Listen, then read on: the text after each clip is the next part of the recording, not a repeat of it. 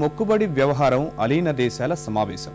ఒకప్పుడు ప్రపంచానికే దిశానిర్దేశం చేసిన అలీన దేశాల సదస్సు దాదాపు 3 దశాబ్దాలుగా ఈ తరహాలోనే నామమాత్రపు తంతుగా మిగిలిపోయింది. కానీ ఇన్నాళ్టికి టెహరాన్ వేదికగా 16వ అలీనోద్యమ శిఖరాగ్ర సదస్సు తొలినాటి స్ఫూర్తిని అందిపుచ్చుకుంది.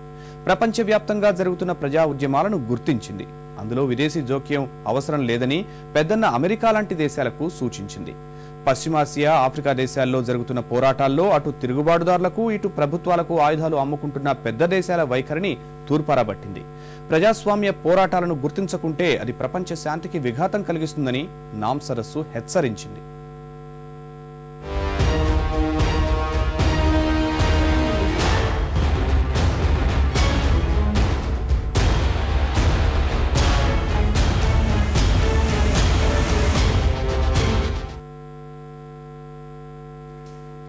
పశ్చిమాసియా, ఆఫ్రికా దేశాల్లో కొనసాగుతున్న మారణహోమం, ప్రపంచ శాంతి, అభివృద్ధి నినాదమే ముఖ్య అజెండాగా ఇరాన్ రాజధాని టెహ్రాన్లో 16వ అలీనోద్యమ శిఖరాగ్రం నామ్ సదస్సు జరిగింది. ఈ సమావేశాల్లో పాల్గొన్న 30 దేశాల ప్రతినిధులు అంతర్జాతీయ ఉగ్రవాదం, నిరాయుధీకరణ, సైబర్ నేరాలపై కలసికట్టుగా పోరాడాలని పిలుపునిచ్చారు.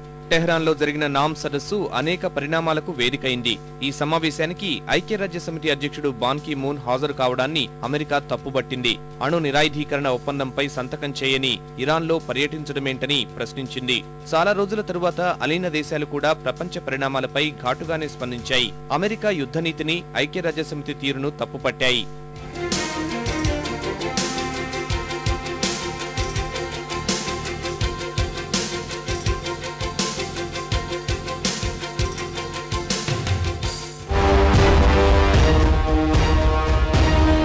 రెండో ప్రపంచ యుద్ధం ముగిసిన తరువాత అమెరికా, సోవియట్ యూనియన్ నేతృత్వంలో ప్రపంచంలో 2 బలీయమైన కూటములు ఏర్పడ్డాయి. తమ కూటమిలో చేరాలన్న ఒత్తిడిని అలీనోద్యమంతో వర్ధమాన దేశాలు తిప్పికొట్టాయి. ఇది ప్రచ్ఛన్న యుద్ధ పరిస్థితికి దారితీసింది.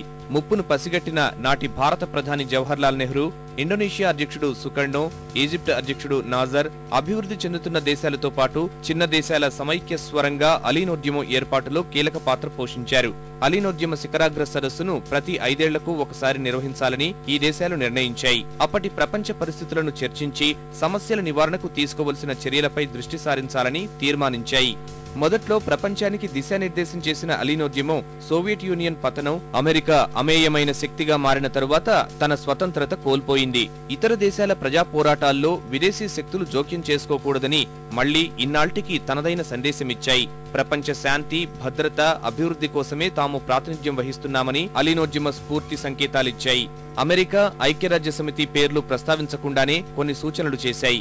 సిరియా, పాలస్తీనా పరిస్థితులకు కారణమవుతున్న బయటి శక్తులపై ఆందోళన వ్యక్తం చేశాయి. ఈ దేశాల్లో పెరుగుతున్న విదేశీ శక్తుల ప్రమేయానికి అడ్డుకట్ట వేయాల్సిందేనని పరోక్షంగా అమెరికాకు స్పష్టం చేశాయి. పాలస్తీనా ప్రజలు తమ ప్రాంతంలో శాంతియుతంగా జీవించేందుకు అలీనోద్యమ దేశాలు పాటుపడాలని ఈ సందర్భంగా ఆయా దేశాల నేతలు పిలుపునిచ్చారు. సిరియా, పాలస్తీనాలో పరిస్థితులు విషమిస్తే అమెరికా ఆప్తమిత్ర దేశమైన ఇజ్రాయిల్తో ఇరాన్ యుద్ధం చేయాల్సిన పరిస్థితులు వస్తాయని అంచనా వేసిన అలీన దేశాలు వీటి నివారణకు పెద్దన్నకు గట్టి సందేశాన్నే ఇచ్చాయి. జనహనన ఆయుధాల వ్యాప్తి నిరోధానికి అన్ని దేశాలు కట్టుబడి ఉండాలని తమ ఉద్దేశాన్ని అమెరికా లాంటి ఆయుధ ఎగుమతిదారులకు స్పష్టం చేశాయి. ప్రజాందోళనలు జరుగుతున్న దేశాల్లో తిరుగుబాటుదారులకు, ప్రభుత్వానికి ఇలా 2 వర్గాలకు ఆయుధాలు ఎగుమతి చేస్తున్న తీరును ఖండించాయి.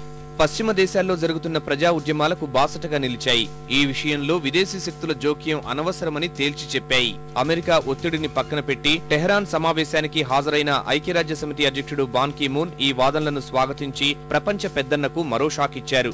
సిరియాలో రక్తపాతాన్ని ఆపేందుకు కృషి చేయాలని ఆయన ప్రపంచ దేశాలకు సూచించారు.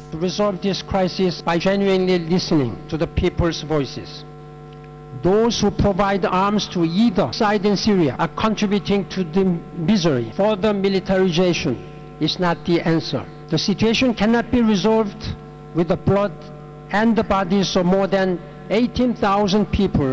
There should be no more bullets and bombs. I urge all parties in the strongest possible terms to stop the violence now. The Syrian government has a primary responsibility. తొలినాళ్లలో అలీనోద్యమానికి పెద్దన్నగా వ్యవహరించి ఆ తరువాత అమెరికా చాటు దేశంగానే వాణి వినిపించిన భారత్ కూడా తన ఉద్దేశాన్ని సూటిగానే స్పష్టం చేసింది. పశ్చిమాసియా ప్రజాస్వామ్యం కోసం వివిధ దేశాల్లో జరుగుతున్న ప్రజా పోరాటాలను తాము గౌరవిస్తామని ప్రధాని మన్మోహన్ సింగ్ పేర్కొన్నారు. సిరియా, పాలస్తీనాలో శాంతియుత పరిస్థితులు నెలకొల్పేందుకు నామ్ సదస్సు పునరంకితం కావాలని ఆయన పిలుపునిచ్చారు. సీమాంతర సవాళ్లను సమన్వయంతో కూడిన అంతర్జాతీయ చర్యల ద్వారా ఎదుర్కోవాలని ప్రధాని సూచించారు. The deteriorating situation in Syria is a matter of particular concern.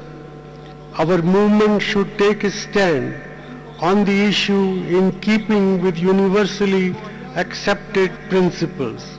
We should urge all parties to recommit themselves to resolving the crisis peacefully. ప్రపంచాన్ని వణికిస్తున్న అణ్వాయుధాల తయారీపైన ఆందోళన వ్యక్తం చేసిన అలీన దేశాలు ఈ సాంకేతికతను ప్రజాహితానికే వినియోగించాలని సూచించాయి. ఈ విషయంలో దూకుడుగా వ్యవహరిస్తున్న ఇరాన్ కి పరోక్షంగా సూచనలు చేశాయి. ఇరాన్ అణ్వాయుధాల తయారీకి సంబంధించి తమ దేశంపై వస్తున్న ఆరోపణలకు వివరణ ఇచ్చే ప్రయత్నం చేసింది. శాంతియుత ప్రయోజనాలకే అణు ఇంధనాన్ని ఉపయోగిస్తున్నామని స్పష్టం చేసింది. ఐక్యరాజ్య సమితికి కాలం చెల్లిందన్న ఇరాన్ అది కొన్ని పాశ్చాత్య దేశాల నియంతృత్వానికి ప్రతీకగా నిలిచిపోయిందని మండిపడింది. ఇందుకు పాలస్తీనా ఓ ఉదాహరణగా నిలిచిపోయిందని ఇరాన్ అధ్యక్షుడు మహమ్మద్ అహ్మదీనెజాద్ చెప్పారు. بعد از 65 سال و علی رغم اذعان همه ملت‌ها به حقوق حقی ملت فلسطین رفتار شورای امنیت در عمل به تثبیت و گسترش اشغالگری و ظلم و جنایات رژیم جعلی و تحمیلی صهیونیستی منجر شده است. ఎన్ని విభేదాలు, భేదాభిప్రాయాలు ఉన్నప్పటికీ ఆర్థిక సంబంధాలు వీటిపై ఎలాంటి ప్రభావం చూపబోవని నామ్ సదస్సు మరోసారి నిరూపించింది. ఈ సమావేశాల ముందు, ఆ తరువాత అలీన దేశాలు ఆర్థికాంశాలపై చర్చించాయి. ఇరాన్, పాకిస్తాన్, బంగ్లాదేశ్ అధినేతలతో ప్రధాని మన్మోహన్ సింగ్ చర్చించారు. ప్రపంచ ఆర్థిక సంక్షోభం సహా ప్రస్తుతం ఎదుర్కొంటున్న సవాళ్లను అధిగమించేందుకు ప్రపంచ పాలనా వ్యవస్థకు జవసత్వాలు కూడగట్టాల్సిన అవసరం ఉందన్నారు. International financial institutions